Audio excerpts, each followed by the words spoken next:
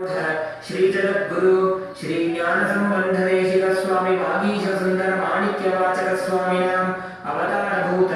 श्री ज्ञानसंबंध स्वामी वरदर्भ श्यामला पीठ सर्वज्ञ पीठ तृणवत्युत्तर द्विशततम गुरुमहासन्निधान अरुणगिरि योगीश्वर परंपरागत अरुणाचल सर्वज्ञ पीठ गुरुमहासन्निधान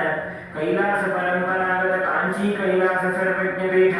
त्रयस्त्रिंशदुत्तर द्विशततम गुरुमहासन्निधान नित्योत्सव नित्यमंगल नित्य कल्याण नित्य रचित कैलास परंपरागत आदि कैलास नित्यानंद पीठ महासंस्थान महासिंहासन पीठ कर्तृ साक्षात् श्री परमशिव समुद्भूत कपिल महागुरु पुनरुद्धृत महानिर्वाणी पीठ अष्टोत्तर सहस्र श्री महामंडलेश्वर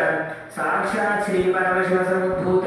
श्री महागणपति समारंभ नवच्छिन्न पीठाधीश्वर गुरु परंपरा प्राप्त अटल पीठ अष्टोत्तर सहस्रतम अष्टोत्तर सहस्र श्री अटल पीठाधीश्वर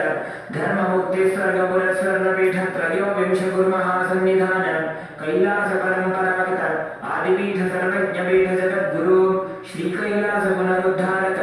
श्री कैलास परमाचार्य श्रीमत्परमहंस परिव्राजकाचार्य वर्य सच्चिदानंद प्रणव स्वरूप श्रोत्रिय ब्रह्मनिष्ठ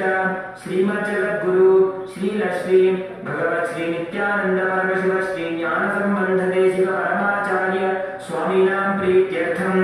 तेषां पादारविन्दयोः भक्ति सिद्ध्यर्थं गुरुकृपा कटाक्ष सिद्ध्यर्थं क्षेमस्थैर्य वीर्य विजय आयुरारोग्य ऐश्वर्याणाम् अभिवृद्ध्यर्थं धर्मार्थ काम मोक्ष चतुर्विध फल पुरुषार्थ सिद्ध्यर्थं समस्त दुरितोपशान्त्यर्थं समस्त मंगलाप्त्यर्थं भगवत् श्री नित्यानंद परमशिव प्रसादेन सकुटुम्बस्य ज्ञान वैराग्य जीवन मुक्ति प्राप्त्यर्थं पूर्ण आरोग्य युक्त दृढ़गात्र यौगिक शरीर सिद्ध्यर्थं